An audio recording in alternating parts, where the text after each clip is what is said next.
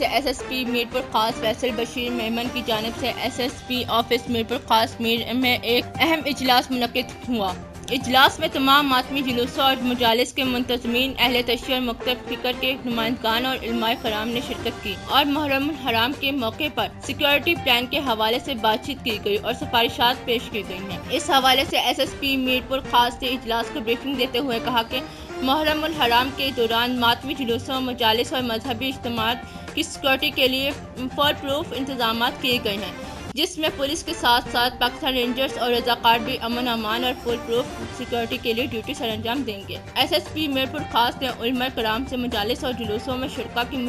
جامع تلاشی لینے، احساس جگہوں اور ضلع کے داخلی اور خارجی راستوں پر سخت چیکنگ کی ہدایت بھی کی۔ تاہم عورتوں کی تلاشی کے لیے لیڈی سرچر، پولیس کانسٹیبل اور لیڈی رضاکار تلاشی کی فرائض سر انجام دیں گی۔